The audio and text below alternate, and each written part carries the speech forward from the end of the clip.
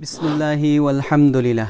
Wassalatu wassalam ala man la nabiyya ba'dah, amma ba'd. Assalamualaikum warahmatullahi wabarakatuh.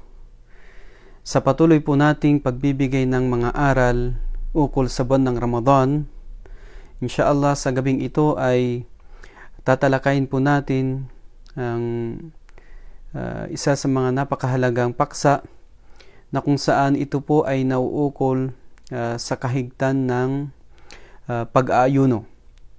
At alam po natin mga kapatid sa pananampalatayang Islam na isa sa mga kahigtan ng pag-aayuno sa buwan ng Ramadan ay ito po ay isa sa mga nasabi ng Propeta Muhammad sallallahu alaihi wasallam na kung saan sa hadith al-Qudsi na tinatawag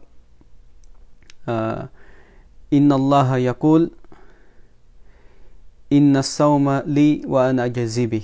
At sa ibang mga narration ay kanyang sinabi, Kullu amal ibni Adam lahu, illa siyam fa innahu li wa ana ajazibi.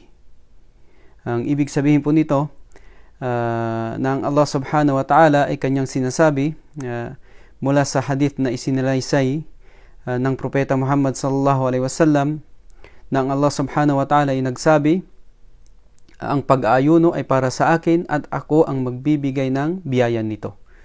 At ganun din sa ibang narration, sabi niya, lahat ng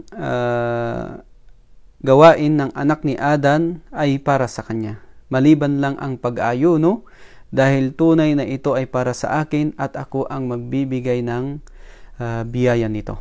Mga kapatid sa pananampalatayang Islam, kung titignan po natin ang hadith na ito na sinabi ng Propeta Muhammad sallallahu alaihi wasallam, binibigyan ng dagdag na pagpapahalaga ng Allah subhanahu wa ta'ala sa kahigtan ng pag-aayuno, dahil nga siya mismo ang nagsasabi na ang pag-aayuno na ito ay partikular lamang sa kanya at siya mismo ang magbibigay ng biyaya nito. Alam natin mga kapatid na ang lahat po ng mga gawain ay ginagawa natin para kay Allah subhanahu wa ta'ala. At ang mga biyaya ang mga gawain na ito ay katiyakan na ang Allah subhanahu wa ta'ala lamang ang magbibigay ng gantimpala nito o kaya biyaya nito. Pero bakit nga ba sinabi ng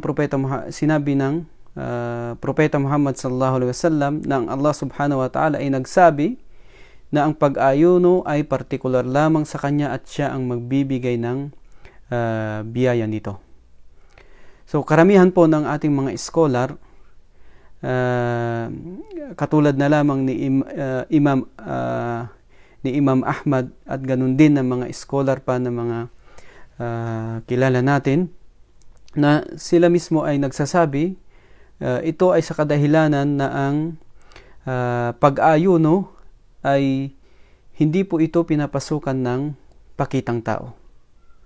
Katulad ng sinabi ni Imam Ahmad, fala riya'a fi shaum, walang pakitang tao sa pag-ayuno. At yung iba naman sinasabi nila, inna siyam la yadkhuluhu ar-riya', tunay na ang pag-aayuno ay hindi ito pinapasukan ng pakitang tao.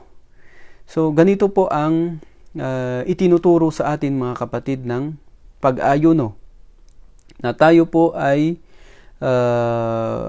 sinasanay ng Allah subhanahu wa ta'ala na maging taos-puso tayo para kay Allah subhanahu wa ta'ala sa gawain sa pamamagitan po ng ating pag-ayuno. Dahil kung titignan po natin mga kapatid, sa ating pag-ayuno,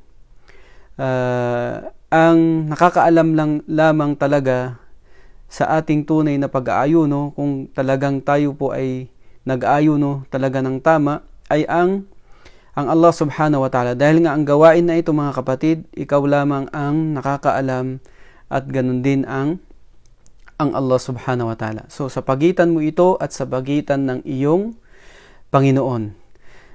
Kaya nga sa isang taong nag-aayuno, kung tutuusin, madali niyang i-break ang kanyang fasting o i-break ang kanyang pag-aayuno.